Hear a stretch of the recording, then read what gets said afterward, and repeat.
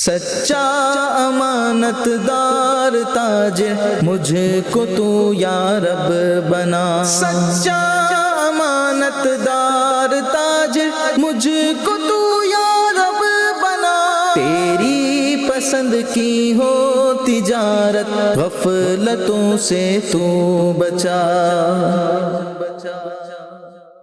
الحمدللہ رب العالمین والصلاة والسلام علی سید المرسلین، اما بعد فاعوذ باللہ من الشیطان الرجیم، بسم اللہ الرحمن الرحیم۔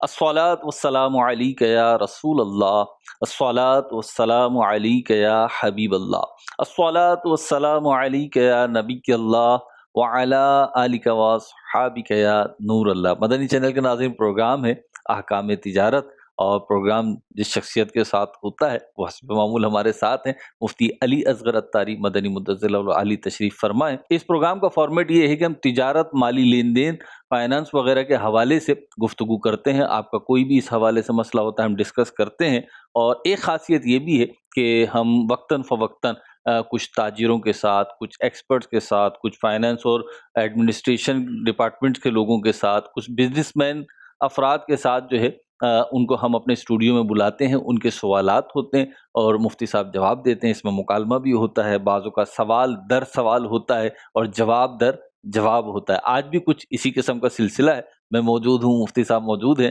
اور ہمارے سامنے 4 افراد ایسے ہیں جو فائنانس اور ایڈمنسٹریشن اور بزنس سے ریلیٹ کرتے ہیں، مختلف شعبوں میں ہیں، اور بڑے طویل جو ہے ان کا ایکسپیرینس بھی ہے، ان کے اپنے سوالات ہیں۔ تو آج انشاءاللہ ان سے سوالات لیں گے، اور جیسے آپ لوگ مختلف فیلڈ سے وابستہ ہیں، یہ بھی فیلڈ سے وابستہ ہیں، اور جس فیلڈ سے یہ وابستہ ہیں ممکن ہے کہ ان کا سوال جو ہو وہ آپ کی نمائندگی کر رہا ہو، یعنی آپ کے ذہن میں پیدا ہونے والے سوال کو یہ مفتی صاحب سے ڈسکس کر رہے ہوں۔ تو سلسلہ بڑا اہم ہے، آخر تک دیکھنے کی نیت رکھیے اور توجہ کے ساتھ شامل رہیے انشاءاللہ۔ ہمارے ساتھ ہیں عامر امین بھائی، موجود ہیں، سی ایف او ہیں ایک پرائیویٹ کمپنی میں۔ اسی طریقے سے ان کے ساتھ حنیف صدیق بھائی موجود ہیں، اینالسٹ ہیں ہمارے ساتھ یہ۔ اسی طرح ارشان جانگڑا بھائی ہیں ہمارے ساتھ، اور یہ بزنس مین ہیں، موبائل انڈسٹری سے ان کا تعلق ہے۔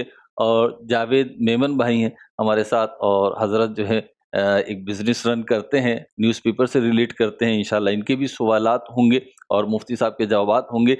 درود پاک کی فضیلت شامل کر رہا ہوں، اور پھر بلا تاخیر بڑھیں گے اپنے پینل کی طرف اور ان سے سوالات لیں گے۔ نبی رحمت شفیع امت صلی اللہ تعالی علیہ وسلم کا فرمان عالی شان ہے، بے شک بروز قیامت اس کی دہشتوں اور دشوار گزار گھاٹیوں سے جلد نجات پانے والا وہ شخص ہوگا جس نے دنیا میں مجھ پر کثرت کے ساتھ درود پاک پڑھا ہوگا۔ صلو علی الحبیب صلی اللہ علی محمد صلی اللہ علیہ وسلم۔ عامر امین بھائی کی طرف بڑھتے ہیں، اور عامر امین بھائی سے کچھ مزید تعارف بھی لیتے ہیں اور اسی ساتھ ان کا سوال بھی لیتے ہیں۔ جی السلام علیکم مہروز بھائی۔ وعلیکم السلام ورحمۃ اللہ وبرکاتہ۔ بہت شکریہ مہروز بھائی، آپ کا بھی، مفتی صاحب آپ کا بھی۔ آج آپ نے جو ہے نا ہمیں یہاں پہ دعوت دی، اور میں تھوڑا سا اپنے بارے میں بتا دوں۔ میرا نام جیسے آپ نے بتایا عامر امین ہے، میری کمپنی ہے نیشنل انویسٹمنٹ ٹرسٹ، اس میں ہوں چیف فائنینشیل آفیسر۔ ہمارا کام یہی بزنس کی چیزوں کو اور لوگوں کے انویسٹرز جو ہے نا ان کے پیسوں کو مینیج کرتے ہیں، تو یہ بڑی ذمہ داری والا اور بڑا بھروسے والا کام ہے۔ اللہ تعالیٰ سے دعا ہے آپ سب کے کسی کے بھی پیسے مینیج کر دیتے ہیں یا خاص کمپنی میں جو آتا ہے؟ ہم ظاہر بات کمپنی میں ہم جو ہے نا وہ لوگوں کے پیسے جو بھی ہمارے پاس آتا ہے ہم میں نے کہا کہ مینجمنٹ تو ایک بہت بڑا ایشو ہے نا، یہ تو ہر فرد کا ایشو ہے پیسوں کو مینیج کرنا۔ دیکھیں کمپنی ہوتی ہے نا جو فنڈ مینیج کرتی ہے، تو ایک بڑا سیکٹر، یہ بہت بڑا سیکٹر ہے جی، بڑی اہم فائنینشیل ذمہ داری پر ہے۔ جی میرا سوال مفتی صاحب سے، ایک پہلا سوال تو یہی تھا کہ آج کل جو ہے نا وہ گولڈ، ہم تو یہ پروڈکٹ کے اوپر کام کر رہے ہوتے ہیں الگ الگ قسم کی نا، آج کل گولڈ جو ہے نا وہ بہت تیزی میں ہے، اس کا دام جو ہے نا بہت اوپر جا رہا ہے کافی دنوں سے، اور مجھے پتا ہے کہ آپ کے لیے تو جو ہے نا وہ بچپن سے ہی گولڈ کے اندر آپ کا جو ہے نا وہ مجھے معلوم ہے اس بات کا، تو یہ بھی بڑا آپ کو بھی انٹرسٹ کرے گا۔ تو مفتی صاحب میرا سوال بیسیکلی تو یہ تھا کہ کیا گولڈ گروی رکھوا کے جو ہے ہم اس کے اوپر پیسے لے سکتے ہیں، اور کوئی وقت پہ معین کریں گے؟ اس کے لیے کیا اصول ہوگا کہ اگر میں نے آج مثال کے طور پر 1 لاکھ روپے مجھے کسی سے ادھار لینا ہے، تو میں 1 لاکھ کے تقریباً آس پاس کا گولڈ کسی کو دے دوں، اور میں کہوں کہ یہ تم گولڈ حفاظت میں رکھو، اور 1 سال 6 مہینے جب مجھے آسانی ہوئی میں تمہیں یہ گولڈ کے بجائے پیسے واپس کر دوں گا 1 لاکھ روپے، اور گولڈ میں تم سے لے لوں گا. تو مفتی صاحب اس کے اوپر تھوڑا سا رہنمائی فرمائیے گا. بسم اللہ الرحمن الرحیم. میں سوچ رہا تھا کہ آپ پتہ نہیں کون سی گھاٹیوں میں لے جائیں گے گولڈ کو لے کر. بڑا سمپل سوال ہے یہ تو، کہ یہ جو آپ نے مثال بیان کی سوال میں، یہ قرض دینے کی مثال ہے. ایک شخص قرض لینا چاہتا ہے، سیکیورٹی کے طور پر گولڈ کو رہن میں رکھواتا ہے. تو اب جب کوئی بھی کانٹریکٹ سامنے آتا ہے شرعی اعتبار سے، تو پھر اس کے جو تقاضے ہیں وہ پورے کرنے ہوتے ہیں. قرض کا تقاضا یہ ہے کہ قرض حسنہ ہو، یعنی کوئی بھی کنڈیشنل بینیفٹ اس پر نہ ہو. آپ نے کسی کی مدد کے لیے، احسان اور نیکی کے لیے قرض دیا ہے، اس کا کوئی بھی بدل اور معاوضہ مقرر نہیں کیا جا سکتا. جو گولڈ رہن میں رکھا گیا، رہن خود ایک کانٹریکٹ ہے. قرآن پاک کی سب سے طویل جو آیت ہے اس میں رہن کا بیان کیا گیا.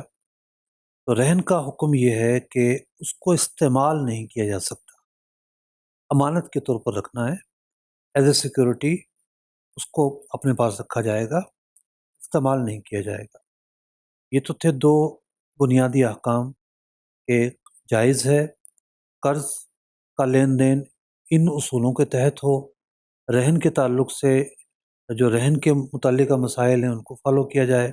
اب جو آپ نے کہا کہ گولڈ کا آج کل بڑا جناب گولڈ میں ہلچل ہے، تو کل آپ ماشاءاللہ ایک کانفرنس میں تھے اور میزبان تھے حضرت کانفرنس. اچھا، ماشاءاللہ، کیا میزبانی کی ہے جناب. واہ، گورنر اسٹیٹ بینک کو مدعو کیا انہوں نے، اور جناب گورنر ہمارے صوبے کے جو گورنر ہیں ان کو مدعو کیا، اور بینک کتنے تو بینکوں کے صدور کو مدعو کیا. واہ، میری بھی ایک اسپیچ تھی کل جو میں نے اسکپ کی ہاں کہ لیٹ بہت ہو گیا تھا اور کچھ کام تھے، پھر میں آ گیا.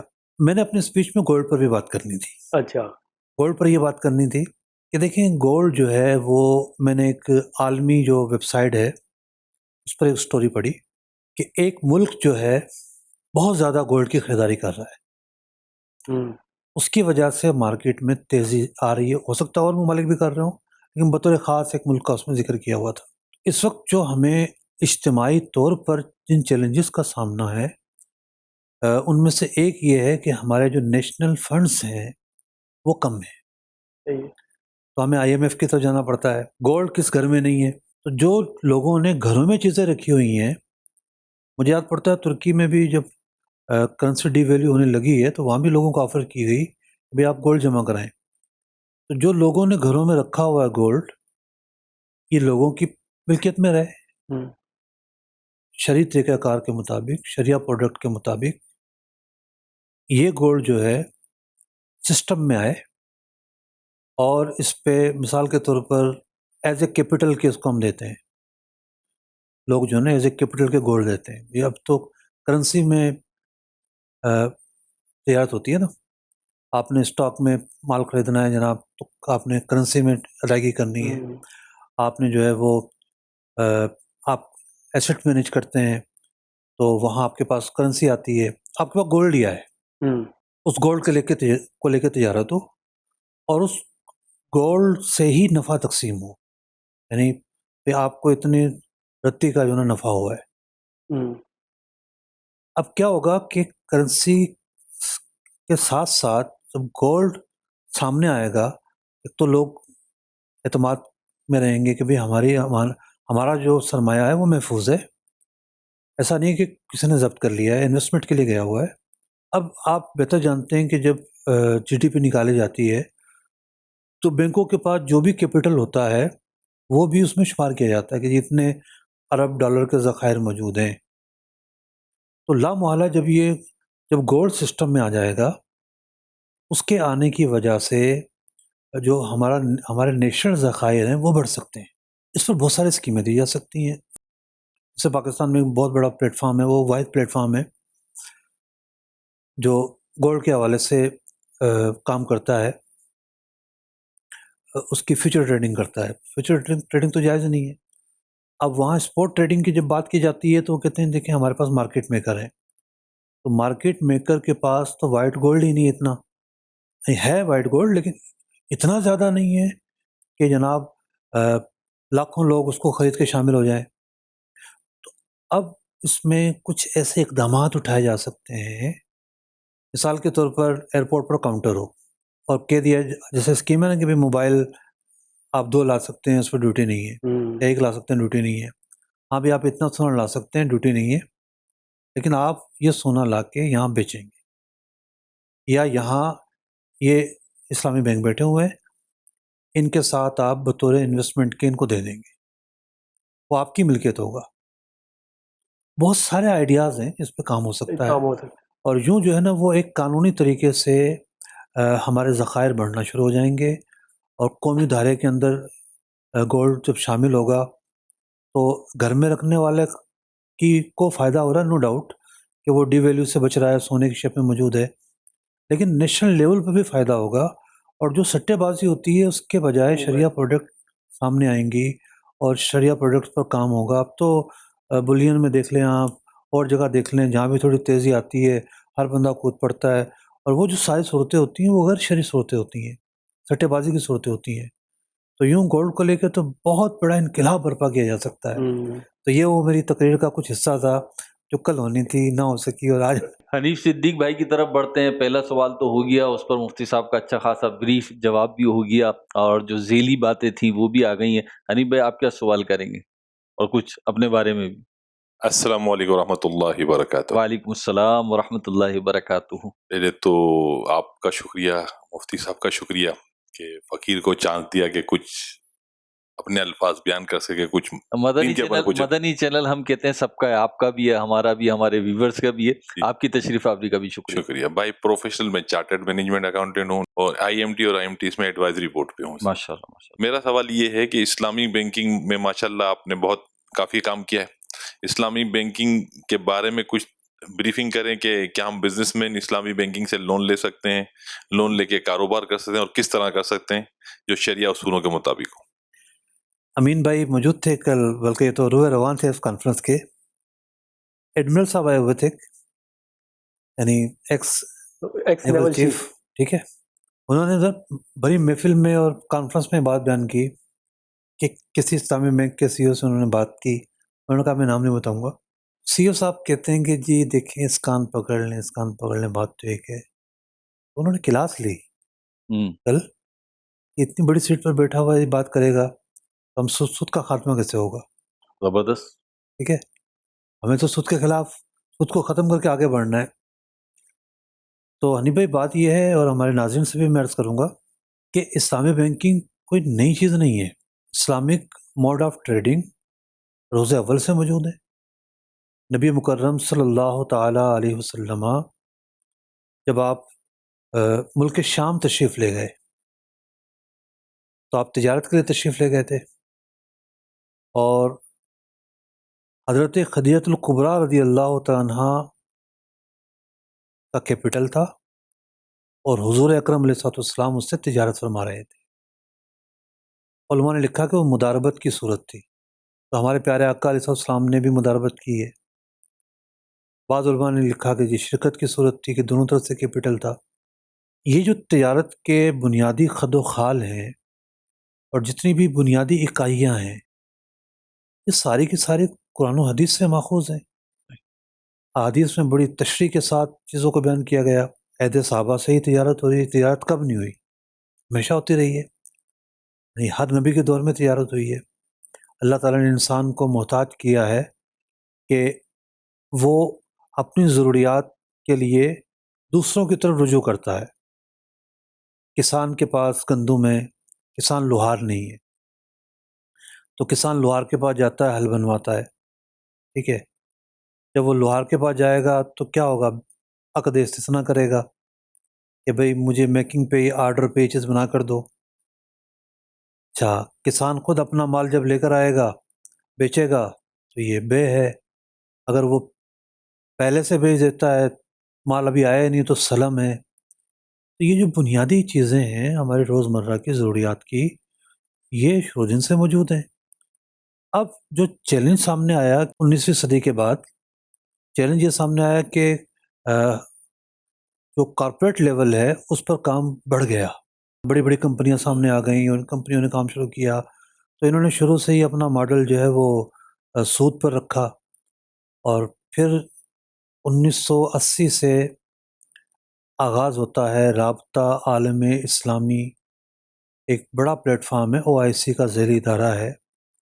OIC کا جو یہ ذیلی ادارہ ہے، یہ 1980 میں رابطہ عالم اسلامی کے تحت جدہ فقہ اکیڈمی وجود میں آتی ہے، اور اس کے تحت دنیا بھر کے علماء اکٹھے ہوتے ہیں کہ ہم نے سودی سسٹم کے خلاف متبادل نظام بنانا ہے۔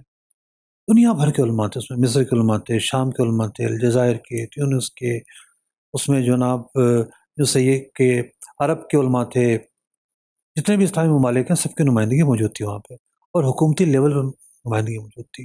حکومتوں نے بھیجا تھا کہ آپ چلے جائیں۔ 20 سال تک اس فورم پر ڈیبیٹ ہوتی رہی، بینکنگ کے ماہرین تھے، علماء کو انہوں نے اسپیسیفک ایریا دیا۔ ایک ہوتا ہے نا بھی اوپن ڈیبیٹ ہے، نتیجہ کچھ نہیں نکل رہا، انہوں نے ایک اسپیسیفک ایریا دیا کہ بھی ہم نے ایک مارکیٹ میں بورو اور لینڈنگ جو ہوتا ہے اس کو سامنے رکھتے ہوئے مرابہ کی پروڈکٹ بنانی ہے کہ ایک آدمی کو پیسہ چاہیے، اس نے مشین خریدنی ہے، تو مرابہ کی پروڈکٹ کہتی ہے کہ بینک مشین خریدے گا اور اپنا نفع رکھ کے کلائنٹ کو بیچ دے گا ادھار میں، سود نہیں پایا گیا، تجارت کی صورت پائی گئی۔ تو یوں ڈیفرنٹ پروڈکٹس پر 20 سال کام ہوا، کسی ایک فرد کی طرف یہ منسوب نہیں کیا جا سکتا، یہ ایک اجتماعی کام تھا۔ اب اس کام کے اندر بہت ساری چیزیں ایسی ہیں کہ کل بھی بات ہو رہی تھی، ایک صاحب بڑا نامور نام تھا اور کھڑے ہوئے کہہ رہے تھے کہ جی 20 سال پہلے جو اسلامی بینکنگ تھی اور آج زمین آسمان کا فرق آ گیا ہے، ٹھیک ہے۔ تو سارے تحفظات ہمیں بھی رہے ہیں، اور کچھ چیزیں آج بھی ایسی ہیں ہم سمجھتے ہیں اس میں بہتری آنی چاہیے یا یوں نہیں یوں ہونا چاہیے، لیکن بنیادی اور اصولی اعتبار سے جو اسلام کا کانٹریکٹ کا نظام ہے، وہ جس کو ہم ٹریڈنگ کہتے ہیں، عقد بے، جس کو ہم لیزنگ کہتے ہیں، عقد اجارہ، جس کو ہم فیوچر ٹریڈنگ کہتے ہیں، عقد سلم، جس کو ہم میکنگ کہتے ہیں، اس کو عقد استثناء، جس کو ہم ایجنسی کہتے ہیں، عقد وکالہ، تو ان ساری اکائیوں کو سامنے رکھتے ہوئے، ان کے رولز کو سامنے رکھتے ہوئے یہ سسٹم آگے بڑھ رہا ہے۔ پاکستان میں ایسا نہیں ہے کہ کوئی اسلامی بینک، بلکہ کہیں بھی ایسا نہیں ہے کوئی اسلامی بینک براہ راست آپ کو پیسہ دے دے۔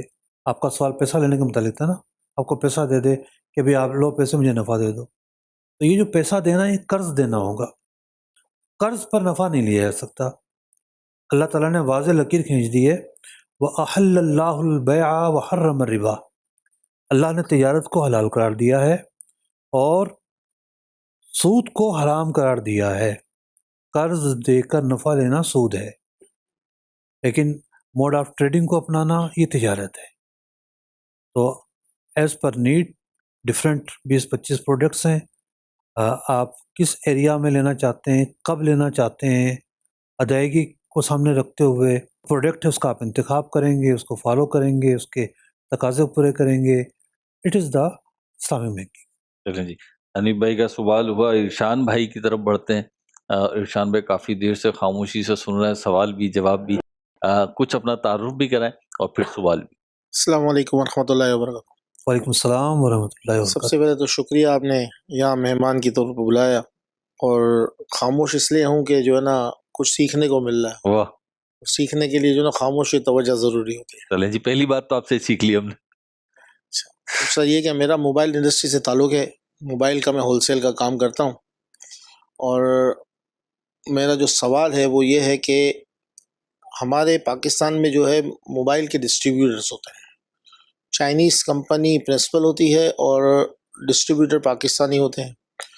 اب اگر ڈسٹریبیوٹر آپ نے ایم ڈیز کو، مطلب جو اپنے ڈیلرز ہیں، ان سے یہ کہے کہ ہم آپ کو ایک ماڈل دیں گے آج سے 25 دن بعد یا مہینے دن کے بعد، آپ اس کی ایڈوانس پیمنٹ آج لگا دو، اور چونکہ آپ نے ایڈوانس پیمنٹ لگائی، اس پہ یا تو آپ کو 2 ملے گا یا 2% ایکسٹرا ملے گا، تو کیا یہ ایڈوانس چونکہ مال ابھی ان کے پاس آیا بھی نہیں ہے، چائنا میں ہے، رستے کا معاملہ بھی ہے، بے شک انہوں نے پیمنٹ کر دی ہوگی، ایڈوانس میں پیمنٹ ہوتی ہے چائنا میں بھی، تو کیا یہ نفع لینا یا یہ ایک ٹور لینا یہ جائز ہے؟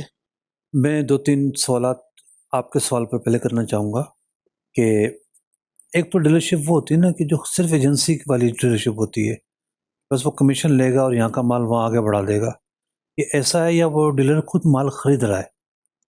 وہ مال خود خرید رہا ہے، ایک بات کلیئر ہوئی۔ دوسری بات یہ ہوئی کہ جو مال آ رہا ہے کیا وہ آپ کے آرڈر پر بنایا گیا ہے؟ نہیں، وہ ہمارے آرڈر پہ نہیں بنایا، کمپنی ڈسٹریبیوٹر کو یہ دیتی ہے کہ آپ کو یہ مال لینا ہے، اور یہ مال جب یہاں آئے گا تو آپ اپنے ڈیلرز کو بیچو گے۔ وہ ٹھیک ہے، کمپنی ڈسٹریبیوٹر کو دیتی ہے، تو ہمارا سوال ڈسٹریبیوٹر کا ہے یا ڈیلر کا ہے؟ ڈیلر کا سوال، ڈیلر کا سوال ہے، ڈسٹریبیوٹر کا سوال نہیں ہے۔ مال یعنی کہ ڈسٹریبیوٹر کے پاس آ گیا، نہیں آیا ابھی چائنا میں، اور ڈیلر، یہ جو کمی کی بات ہو رہی ہے اور ایڈوانس کی بات ہو رہی ہے، یہ ڈیلر سے ہو رہی ہے، یہ ڈیلر کمپنی کو دے گا، یہ کمپنی ڈسٹریبیوٹر کو دے گا۔ یعنی یہ ڈسٹریبیوٹر جو ہے نا کمپنی کو دے گا جی یا ڈسٹریبیوٹر، ڈیلر کمپنی ڈسٹریبیوٹر کو دے گا؟ جی ڈیلر ڈسٹریبیوٹر کو دے گا، ڈسٹریبیوٹر کمپنی کو دے گا۔ 2 معاہدے ہو رہے ہیں۔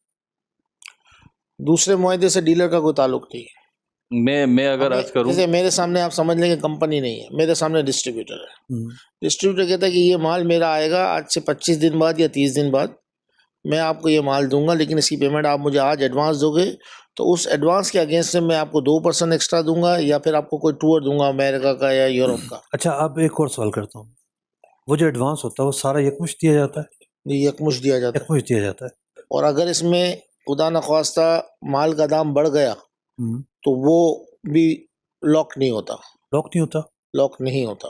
مطلب اگر آج 20,000 کا ہے، آتے وہ 21,000 کا ہو گیا تو 21,000 سے لینا پڑے گا، 19,000 کا ہو گیا تو 19,000 سے لینا پڑے گا، وہ کمپنی ریٹ ہوں گے، کمپنی ریٹ ہوں گے۔ جو دیکھیں، اس میں جواز کی ایک ہی صورت ہو سکتی تھی، وہی ہو سکتی تھی کہ بے سلم کر لیا جائے۔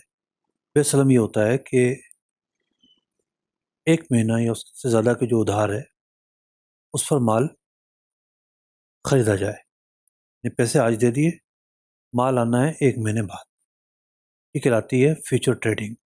اس کا راستہ شریعت نے بیان کیا ہے۔ حدیث میں آتا ہے کہ نبی مکرم صلی اللہ علیہ وسلم جب مدینہ منورہ تشریف لائے، اہل مدینہ اب جو یہ کھجوریں ہوتی تھیں، فصلیں ہوتی تھیں، اس میں سلم کیا کرتے تھے، یعنی مال ابھی تیار نہیں ہوا انہوں نے بیچ دیا، پیسے لے لیے۔ خود ایک حدیث مبارکہ میں حضرت زید بن ثانہ رضی اللہ عنہ والا تفصیلی واقعہ ہے، نبی مکرم صلی اللہ علیہ وسلم کا بھی بے سلم کرنا ثابت ہے۔ تو اس میں یہ ہوتا ہے کہ مال موجود نہیں ہے، پیسے آپ نے فوری دے دیے، مال جیسے 1 مہینے بعد آئے گا۔ اس میں آپ ساری چیزیں طے کریں گے، وہ طے کرتے ہوں گے کون کون سے ماڈل ہوں گے، کتنا آئٹم ہوگا، کیا چیز ہوگی، کیا نہیں ہوگی، لیکن اس میں لاک ہونا ضروری ہے۔ یعنی اس میں مثال کے طور پہ کوئی کہتا ہے سلم کرے گا تو میں 2% سستا بیچوں گا، ٹھیک ہے، یا ساتھ میں ایک بونس پیکیج دے رہا ہوں، اس کی تو گنجائش بن جائے گی، لیکن قیمت لاک ہونا ضروری ہے۔ ابھی قیمت کو ہم لاک کر رہے ہیں، اور مال بھی لاک ہوگا کہ بھئی یہی آئٹم آئے گا، اس کے علاوہ کوئی آئٹم نہیں آئے گا، مال تو لاک ہوتا ہے، قیمت بھی لاک ہونا ضروری ہے، تو یہ جائز ہو جائے گی۔ اور اس کے علاوہ یہ ہے کہ مثال کے طور پر ڈالر سے اگر اس کا تعلق ہے قیمت کا، کہ بھی جو فرق آ رہا ہے وہ ڈالر بڑھنے کم ہونے کی وجہ سے آ رہا ہے، ایسا تو مشکل ہوتا ہوگا کہ کمپنی اپنا ریٹ چینج کر رہی ہو، فرق ڈالر سے آتا ڈالر ہے، یا ٹیکس دونوں کا رہا، دونوں کا ملدخل ہے، اس کی تو قیمت لاک کرنا ضروری ہے، اس کی تو گنجائش نہیں ہوگی۔ جاوید صاحب کی طرف چلتے ہیں اور جاوید صاحب سے سوال لیتے ہیں۔ جی حضرت۔ بسم اللہ الرحمن الرحیم، الحمدللہ رب العالمین۔ آج میرے لیے اعزاز کی بات ہے کہ مدنی چینل ایک ایسے پروگرام جو تاجروں اور تجارت سے متعلق ہے، اس میں شرکت کا آپ نے مجھے اعزاز بھی دیا ہے اور دعوت بھی دی ہے، اس کے لیے میں آپ کا شکر گزار ہوں۔ میں اپنا تعارف کچھ یوں کراؤں گا کہ میں اپنے اسٹوڈنٹ لائف سے ہی میڈیا یعنی صحافت کے شعبے سے منسلک ہو گیا تھا، اور تقریباً 31 سال میں نے صحافت کی، اور آج کل digital marketing digital marketing consulting میں مصروف ہوں، اور سوشل ورک بھی کافی میں نے کیا ہے ماشاءاللہ، ہمارے کمیونٹی میں بھی اور کراچی اور پاکستان کی سطح پہ بھی کیا ہے، اور تھوڑا میرا ایکسپیرینس تھوڑا ٹریول کا بھی ہے۔ میں سمجھتا ہوں کہ آپ نے ایک اچھا سلسلہ یہ شروع کیا ہوا ہے، اس میں لوگوں کے جو ذہنوں میں سوالات ہوتے ہیں وہ آپ ان پینل سے آپ اپنے کر کے اور کافی حد تک لوگوں کے لیے معلومات مہیا کر رہے ہیں۔ مفتی صاحب، میں آپ سے ایک چھوٹا سا سوال کرنا، جو مارکیٹ کا سوال ہوتا ہے جی جی میں اسی طرح کے چھوٹے چھوٹے سوالات کروں گا، 2-3۔ جیسے مارکیٹ میں آپ دیکھیں عموماً ہماری جو لوکل مارکیٹ ہے اس میں یہ اکثر ہوتا ہے کہ عموماً یہ ہوتا ہے کچھ ڈیلنگس ہوتی ہیں کاروبار کی، تو جیسے اب کپڑے کی تجارت ہے، یہ موبائل بھائی بیٹھے ہوئے ان کی تجارت ہے، اور کسی ہر قسم کی تجارت میں یہ ہوتا ہے کہ یہ آپشن دیا جاتا ہے کہ جناب آپ پیمنٹ کب کریں گے؟ تو وہ کہتے ہیں جی ہم 15 دن میں کریں گے، 15 دن میں کریں گے، 100 روپے ریٹ ہے۔ اچھا جی ہم پیمنٹ آپ کو ایڈوانس کر دیتے ہیں، تو وہ کہتے ہیں کہ ٹھیک ہے پھر آپ کو 85 روپے میں مال مل جائے گا۔ تو اس طرح کی تجارت عام ہے، اور مارکیٹوں میں یہ رواج بھی ہے، اور مختلف انسینٹیو دیے جاتے ہیں کہ آپ 2 درجن اگر موبائل لیں گے تو آپ کو 1 پیس فری دیا جائے گا، یا کوئی اور چیز دی جائے گی اس کے بدلے، یا کوئی ایسا کوئی چیز گفٹ آئٹم یا کوئی چیز دی جائے گی۔ تو یہ جائز ہے اس طرح کی تجارت کو مزید کرنا چاہیے کہ اس میں کوئی موڈیفائی کوئی طریقہ ہے، کیا ہے، شریعت کیا کہتی ہے؟ 2 سوال آ گئے آپ کے، ایک گفٹ والا اور ایک ریٹ کے فرق والا۔ دیکھیے دونوں ہی جو باتیں ہیں وہ جائز ہیں، کوئی شرعی حرج نہیں ہے، میں اس کی تفصیل بیان کرتا ہوں۔ ایک شخص ہے، اس کے پاس ایک پلاٹ ہے کارنر کا، 120 گز کی کیٹیگری ہے، پوری گلی میں وہی کیٹیگری چل رہی ہے، وہی پلاٹ ہے، لیکن جو بیچ گلی میں ہے اس کی قیمت اور ہوگی، کارنر والے کی اور ہوگی۔ تو ضروری نہیں کہ صرف پلاٹ کی ویلیو ہو، پلاٹ کے علاوہ جو چیزیں اس کی بھی ویلیو ہوتی ہے، لوکیشن سے فرق پڑ رہا۔ لوکیشن سے فرق پڑتا ہے۔ تو اگر کارنر کا پلاٹ مہنگا بک رہا ہے تو آپ پورے پیسے دے تو پلاٹ کے ہی بدلے رہے ہیں، ایسا نہیں کہ آپ نے پیسوں کے 2 حصے کیے کہ بھئی اتنے لاکھ لوکیشن کی، اتنے لاکھ اس کے، اوورآل تو آپ مال کے بدلے پیسے دے رہے ہیں۔ جب کوئی بھی تاجر جو ہے وہ مہنگا مال خریدتا ہے تو تاجر یہ سمجھتا ہے کہ مجھے جو ہے نا کم نفع ہوگا، تو وہ اپنا ریٹ تھوڑا زیادہ رکھ کے اپنا نفع اس مال پر زیادہ لیتا ہے۔ جب کوئی نقد مال خریدتا ہے تو تاجر سمجھتا ہے کہ جتنا میں نے اس پر نفع لینا حساب لگایا تھا، چلو اتنا تو مجھے مل رہا ہے تو میں 2 پیسے کم کر دیتا ہوں۔ تو بارگیننگ ہو رہی ہے کہ یہ مال اتنے کا نہیں اتنے کا۔ جیسے ایک شخص جو ہے نا نقد مال ہی بیچتا ہے، ایک کو 100 کا بیچا، ایک کو 200 کا بیچا، ایک کو 150 کا بیچا، نقد ہی بیچ رہا ہے۔ تو بارگیننگ کے اندر دونوں فریق قیمت میں جہاں متفق ہو جائیں وہ سودا کہلاتا ہے۔ ٹھیک۔ دھوکہ نہ دیا ہو، جھوٹ نہ بولا ہو، مال کا عیب نہ چھپایا ہو، ان چیزوں کا لحاظ کرنا ہے۔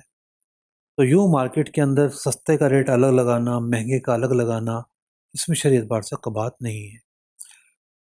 جو دوسرا آپ کا سوال تھا، ڈفرینٹ جو ہے وہ پیکیجز اناؤنس کرنا اور انسینٹیو دینا، یہ اصل میں غیر مشروط چیزیں ہوتی ہیں اچھا، کہ بھئی ایک آفر لگی ہوئی ہے، یہ آفر ہے، آپ کو ہم یہ بھی دے دیں گے۔ اچھا بعض اوقات تو غیر مشروط ہوتی ہے، اور بعض اوقات اگر ڈیپ میں جائیں نا تو وہ آفر ہوتی ہی نہیں ہے۔ جیسے ایک بندہ کہتا ہے بائی 1 گیٹ 1 فری، تو وہ حقیقت میں 2 چیزیں بیچ رہا ہے، وہ جو پیسے ہیں وہ 2 چیزوں کے لے رہا ہے۔ ایسا نہیں کہ وہ صرف انعام میں انسینٹیو کے طور پر ہے، حقیقت میں تو وہ 2 آئٹم کا اس نے ریٹ بیان کیا ہے کہ بھئی میں 2 آئٹم کتنے کی بیچوں گا۔ اچھا بعض اوقات کیا ہوتا ہے، اس کو آپ انسینٹیو واقعتاً کہہ سکتے ہیں کہ بھئی اتنے کی خریداری جو کرے گا اس کا نام ہم قرآن اندازی میں ڈالیں گے، اور پھر قرآن اندازی ہوتی ہے بڑے بڑے شاپنگ مالس میں، ایسا ہوتا ہے جی۔ کہ بھئی اس لیول تک آپ خریداری کریں گے تو آپ کا نام قرآن اندازی میں جائے گا، وہاں ایک ڈرا نکلے گا اور پھر دیکھیں گے آپ کا کیا نام نکلے۔ تو یہ انکنڈیشنل چیزیں ہوتی ہیں کہ وہ ڈرا نکلے یا نہ نکلے، کنڈیشنل نہیں ہے۔ تو انعام کہتے ہی اس صورت کو ہیں جو جو مشروط نہیں ہوتا، اور یا تو وہ ایک حوصلہ افزائی کے طور پر ہوتا ہے یا وہ سیریس یا انکنڈیشنل ہوتا ہے. تو یوں انعام کی صورتیں بھی جائز ہیں، کوئی حرج نہیں. جاوید صاحب کا سوال ہوا اور ہم ترتیب سے چل رہے ہیں، پھر عامر امین بھائی کے پاس چلیں گے اور سوال لیں گے. جی عامر امین بھائی. جی مفتی صاحب، ایک اور سوال ہے، وہ گولڈ سے ریلیٹڈ ہی ہے. میرا آج کل انٹرسٹ جو ہے نا وہ تھوڑا سا بہت سارے لوگوں کا انٹرسٹ آج کل گولڈ میں ہی ہے، کسی نہ کسی وجہ سے جو ہے نا وہ گولڈ کے ساتھ لگا ہوا ہے. صحیح. اچھا، اب دوسری صورت اب یہ بھی ہوتی ہے مارکیٹ میں کہ لوگ جو ہے نا وہ گولڈ کو ٹیمپرری بیچ دیتے ہیں. آج کی تاریخ میں مثال کے طور پہ میں نے کسی کو کہا کہ ایک کام یہ کرو، میرے پاس یہ گولڈ ہے، آپ یہ گولڈ لے لیں، مجھے پیسوں کی ضرورت ہے. میں نے گولڈ دے دیا آپ کو اور ان صاحب سے میں نے پیسے لے لیے. اب ہو سکتا ہے کہ اس کا دام بہت بڑھ جائے، تو اس بات کو ہیج کرنے کے لیے ایسا نہ ہو کہ میں تھوڑے ایک سال کے بعد دام جو ہے نا وہ ڈبل ہو جائے. تو میں نے ان صاحب سے یہ بات کی کہ ہم ایک کام یہ کرتے ہیں کہ ایک سال کے بعد یا جب میرا دل چاہے گا، میں ایک کام یہ کروں گا، اگر آج آپ سے میں نے گولڈ ₹1,00,000 کے برابر کا لیا ہوا ہے، جس پہ آپ نے مجھے ₹1,00,000 کے پیسے دیے ہیں، تو میں آپ کو دوبارہ ₹1,00,000 دے دوں گا جس پیریڈ پہ بھی، اور آپ مجھے اتنا ہی گولڈ واپس کر دیجیے گا. اب اس پیریڈ میں گولڈ آپ کے پاس رہا تو وہ سنار صاحب تھے، تو آپ ٹھیک ہے، آپ اس پہ اپنا کام کرو، بیچو، خریدو، کرو. ہو سکتا ہے کچھ اس دوران نفع یا نقصان بھی ہو، تو وہ بھی پھر ہم دونوں کا آدھا آدھا ایک طریقے سے.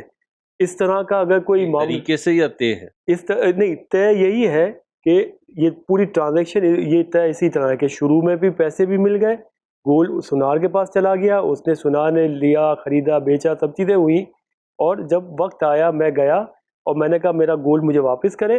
اس دوران جو نفع نقصان ہوا وہ ہم دیکھ لیتے، وہ آدھا آدھا ہم کر لیتے، اور میرا گولڈ واپس کریں، اور جو ریٹ شروع کا تھا وہی ریٹ پہ میں پیسے آپ سے دے دیتا ہوں. جی مفتی صاحب. تو مفتی صاحب یہ تھوڑا سا کوشش کی ہے میں نے سوال کو جو ہے نا، یہ صورت تو ناجائز ہے، یہ ناجائز. اور کئی ناجائز چیزوں کا مرکب ہے. اس کے جائز ہونے کا بڑا آسان راستہ ہے، یعنی طریقہ بدلنے پر جائز ہوگا، اور وہ طریقہ کوئی زیادہ مشکل نہیں ہے. دیکھیں ناجائز ہونے کی وجوہات کیا ہیں. پہلی بات تو یہ کہ اس نے یہ کہا کہ میں نے آپ کو بیچا اور آپ نے اتنی قیمت میں مجھے واپس بیچنا ہے. جو خرید و فروخت کے اصل مقاصد ہیں یہ اس کے خلاف ہے. خرید و فروخت کا سب سے بڑا مقصد ہے انتقال ملکیت. خریدار نے پیسے دیے، مال بیچنے والے نے مال حوالے کیا، دونوں اجنبی ہو گئے. پیسہ لینے والا پیسوں کا مالک اور مال وصول کرنے والا مال کا مالک، جو چاہے کرے، یہ دونوں آزاد ہیں. اب اس آزادی پر قدغن لگانا کہ یہ مال تم نے مجھے دینا ہے، یہ مال یوں نہیں یوں ہے، یہ ان مقاصد کے خلاف ہے. دوسری بات یہ کہ یہاں درمیان میں کوئی سنار ہے، اگر اس نے گولڈ گھمایا اور کاروبار کیا تو بھئی نفع کس چیز کا، بیچنے والا کس چیز کا نفع لے گا؟ اس کی تو آنرشپ ہی نہیں تھی، ملکیت ٹرانسفر ہو چکی تھی، تو نفع کا تو حقدار ہی نہیں ہے. اور بھی اغلاط ہیں. اس کا آسان طریقہ یہ ہے کہ یہ اپنا آدھا گولڈ ادھار میں بیچتے، بلکہ یہ آدھا گولڈ بیچتے کہ بھئی یہ میرا گولڈ ہے، آدھا تم لے لو. مثال کے طور پر وہ ₹2,00,000 کا گولڈ تھا، ₹1,00,000 اس کے پاس آ گئے. اب دونوں کا گولڈ برابر ہو گیا، آدھا آدھا ہو گیا، اور کہا کہ ٹھیک ہے اب ہم دونوں اپنا گولڈ ملا کے ایک کام شروع کرتے ہیں، اس کو آپ کام میں لو، خرید و فروخت اس کی ہوتی رہے، پھر آپ اس کا ایک وقت آئے گا اس پر کلوزنگ کر لیں، اتنا نفع ہو اتنا نہیں. اب یا تو دونوں کہیں کہ ٹھیک ہے اب ہم اپنا گولڈ الگ الگ کر لیتے ہیں، آپ کا 1,00,000 کا تھا، آدھا آپ لے لو آدھا میں لے لوں، ہمارا معاملہ ختم. یا آپ یہ کہیں کہ بھئی وہ صاحب آپ کو کہیں مثال کے طور پر کہ ٹھیک ہے یہ جو میرا جو حصہ میں آپ کو بیچ دیتا ہوں، جو مارکیٹ ریٹ ہو اس پہ بیچ دیا جائے، مارکیٹ ریٹ پہ بھی نہ بیچنا چاہیں، جو اتفاق ہو جس پر بیچا جا سکتا ہے. تو یوں بہت کم مشقت کے ساتھ اور بہت ایسا نہیں کہ بہت زیادہ تبدیلی کرنی پڑی، چھوٹی سی تبدیلی کے ساتھ یہ ان مقاصد کو حاصل کر سکتے ہیں جو کرنا چاہتے تھے. جی حنیف بھائی. مفتی صاحب، میں سونے کو ہی کنٹینیو کرتے ایک سوال ہے جو آج کل مارکیٹ میں ایک پریکٹس ہو رہی ہے، یہ ہمارے دوست تیار کرتے ہیں، وہ یوزل لے کے فیوچر بیچتے ہیں. یعنی से फॉर एग्जांपल अभी इन्होंने ले लिया आज का $3200 में कल रेट था, $3200 में सोना लिया जो 3,50,000 था, कल लेके रख लिया, और जब इसको फ्यूचर एक महीने 30 डेज का कॉन्ट्रैक्ट 90 डेज का उसमें बेच दिया, और बेचने के बाद वो कॉन्ट्रैक्ट डिलीवर होता है, यानी आप गोल्ड ले सकते हैं, लेकिन 350 में लिया 370 में बेच दिया, लेकिन जब नीचे आ गया तो वो डिफरेंस ले लेते हैं, और जब उनसे पूछा जाता है बोलता है सोना लेके जाएगा आएगा, मुल्क के हालात सही नहीं है। एक तो ये नेशनल कमोडिटी एक्सचेंज में होता है और दुनिया भर में होता है। एक हमारी सोने की 2 मार्केट कराची में है, एक सराफा बाजार में है और एक सदर में। तो वो भी कुछ दोस्त यार हैं, वो भी यही करते हैं कि अपने पैसे लगा देते हैं सोने में, यूजुअल फीचर करते हैं कि लेके रख लिया, जो कॉन्ट्रैक्ट आया डिलीवर कर दिया। डिलीवर करना एक अलग है, दूसरा ये कि डिलीवर फेवर में आ गया तो वहीं से डिफरेंस ले लिया। इसके बारे में आप क्या फरमाते हैं? जिसने सोना खरीदा इस तरह का, जाहिर बात है आपके ताल्लुक वाले तो बड़ी मिकदार में सोना खरीदते होंगे, ठीक है। मिसाल के तौर पर उसने $1000 का खरीदा, बेचने वाले ने इसको भी 1000 का बेचा, इसको भी बेचा, इसको भी बेचा, इसको भी बेचा, 50 आदमियों को बेचा एक दिन में। उसके पास इतना सोना होगा ही नहीं, ठीक है, वो खाली नंबर बेच रहा है। जी जी, ठीक है, नॉर्मली ये होता है। अच्छा, अब उसके पास सोना है ही नहीं, उसने नंबर बेचा। अच्छा, शाम को लोगों ने कहा कि हाँ भाई क्या रेट है, ये रेट है, ठीक है, ये डिफरेंस आया, ये दे दो, तो वो डिफरेंस उठा कर दे देगा। ये तो खालिसतन सट्टेबाजी है, ना माल बेचा जा रहा है, ना माल मकसूद है, और ना डिलीवरी वो दे सकता है सबको, ऐसा अमलन नहीं है। बाज़ बहुत बड़े इदारे हैं, खासतौर पर दुबई वगैरह में, वो डिलीवरी दे सकते हैं, ना तो सब डिलीवरी दे भी नहीं सकते। आप ये सोचें ना कि जो इतना बड़ी ख़रीदारी कर रहा है, तो कोई तो बैंक लॉकर होगा, या इतनी बड़ी अमाउंट में उसने सोना जमा किया होगा, तो एक भी बैंक लॉकर नहीं होगा, ठीक है। तो ये सट्टेबाजी है। और बदकिस्मती के साथ हमारे माशरे में एक अलमिया है ये, कि चंद हाथों में जो है ना वो पैसे का सर्कल घूम रहा है, और फिज़िकल एक्टिविटी कोई नहीं हो रही है। ये फिज़िकल एक्टिविटी तो नहीं है, अगर ये फिज़िकल एक्टिविटी होगी तो पूरे माशरे को फ़ायदा पहुंचता है। तो ये एक दौलत का इर्तिकाज़ है, और गैर शरई तरीके से जो है ना उसको यूटिलाइज़ करना है, इससे इज्तनाब ज़रूरी है। इसको थोड़ा कंटिन्यू करता हूँ। 100 तोला मैंने ले लिया 3.5 लाख रुपए से, 100 तोला बना 3.5 करोड़ रुपए का ले लिया, मैंने लेके रखा, बढ़ गया 4 करोड़ का हो गया, 4 को मैंने बेच दिया। अगर मैंने उसकी डिलीवरी दे दी, फ्यूचर में बेचा अभी से, तो क्या फ्यूचर में बेच सकता हूँ डिलीवरी देने के लिए? देखिए, फ्यूचर तो ये है ना कि डिलीवरी नहीं देनी, नहीं, तो आप डिलीवरी दे रहे हैं तो फ्यूचर कैसे नहीं, होगा? फ्यूचर में कॉन्ट्रैक्ट डिलीवर है। नहीं, देखिए, ऑन स्पॉट आपको डिलीवरी देनी है, ऑन स्पॉट डिलीवरी देनी है, तो वो सौदा है। आपने अपने पैसे लेने हैं, ठीक है, पैसे उधार हो सकते हैं, सोना उधार बेचा जा सकता है रुपए के बदले, जी। लेकिन जो सोना है वो आपने उसकी डिलीवरी देनी है। जैसे मैंने आज लिया, आज 22 तारीख है, ठीक है। 22 तारीख को लिया मैंने, एक हफ्ते का कॉन्ट्रैक्ट मेरा था, 30 तारीख को एक्सपायर करना, आज मैंने उसका सौदा कर लिया, 30 तारीख को डिलीवरी दूंगा मैं। ये जायज़ नहीं है, ये जायज़ नहीं, ये फ्यूचर ट्रेडिंग है ना। जी जी। सोने में फ्यूचर ट्रेडिंग जायज़ नहीं है। अच्छा, बस सलम भी नहीं है, सोने में सलम भी जायज़ नहीं है, सोने चांदी में सलम भी जायज़ नहीं है। जी जनाब, सवालात का सिलसिला चल रहा है, सवालात बाकी हैं, लेकिन हमारे सिलसिले का वक्त इख्तिताम को पहुंचा, लेकिन मदनी चैनल की नशरियात जारी है। मदनी चैनल देखते रहिए। सल्लु अलल हबीब सल्लल्लाहु अला मुहम्मद सल्लल्लाहु अलैहि वसल्लम। सच्चा अमानतदार ताजिर मुझको तू या रब बना, सच्चा अमानतदार ताजिर मुझको तू या रब बना, तेरी पसंद की हो तिजारत गफलतों से तू बचा।